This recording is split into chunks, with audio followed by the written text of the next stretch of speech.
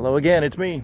We are here in Qumran. Yes, that is Qumran, down at the southern part of the Dead Sea. This is one of the most important places, actually, in archaeological finds. You can see one of the caves behind me. Up behind me even further, you can see even more caves.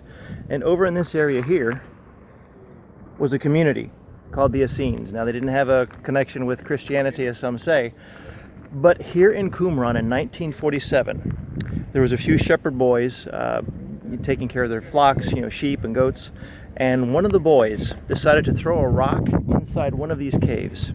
He heard something shatter, and to his surprise, it was a jar, a clay jar, and there were scrolls inside.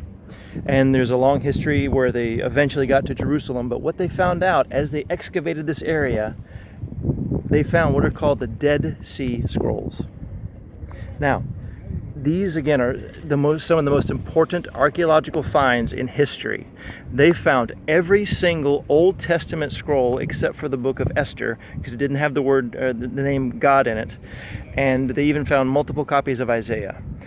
And these dated to about 100 to 200 BC in general. The ones most recent after that for the Bible are the Masoretic text, which date to around 900 AD. So they compared these things and they found remarkably that they were very similar.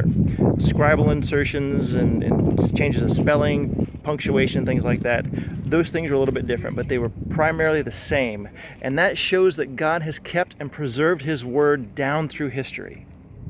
That is so important for us, because you can see a place, something like this, where they lived for many years. Of course, they actually were destroyed by the first Jewish revolt and everything during the time of Rome. But the findings here are astounding. And my question for us to think about is this: do we trust God's Word? Do we rely upon it as we should? Because this is one of the many evidences that show us and prove that God's Word, the Bible alone, is reliable and that it can be trusted because He Himself can be trusted as well.